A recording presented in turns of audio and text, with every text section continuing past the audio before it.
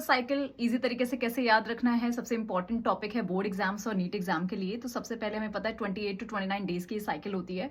उसमें से 1 to 5 day तक चलता है menstrual phase, right, bleeding phase, जिसमें कि प्रोजेस्टेरॉन का लेवल, जिसका रूट कॉज जो है प्रोजेस्टेरॉन का लेवल बहुत ज्यादा ड्रॉप हो जाना है।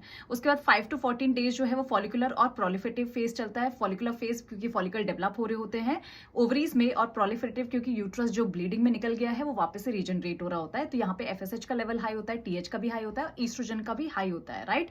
उसके बाद 14 डे होता है ओवुलेटरी फेज, जब ओवुलेशन यानी एग बाहर निकल जाता है ओवरी से। सो ये LH सर्ज की वजह से होता है, LH एकदम से हाई हो जाता है जब बॉडी में, राइट। उसके बाद यहाँ पे 14 to 28 to 29 डेज जो 14 दिन का चलता है वो होता है ल्यूटियल और सिक्रेटरी फेज। ल्यूटियल क्योंकि कॉर्पस ल्यूटियम बनता है ओवरीज में, और सिक्रेटरी क्योंकि यहाँ पे जो यूट्रस का वॉल रीजनरेट हुआ है वो न्यूट्रिशन सिक्रेट करता है उस एग के लिए जो कि फर्टिलाइज होने वाला है, ऐसा सोच के, राइट। अगर नहीं हुआ तो फिर वापस से मेंस्ट्रुअल साइकिल। सो इस टाइम पर प्रोजेस्टेरॉन लेवल हाई होता है, ईस्ट्रोजन लेवल हाई होता है, LH और FSH लो होता है, राइट।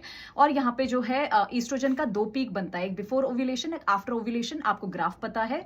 और यहाँ पे प्रोजेस्टेरॉन का सिर्फ एक पीक बनता है, वो सिर्फ ल्यूटियल फेज में होता है। तो ये ग्राफ NCERT का है। That's all, is simple.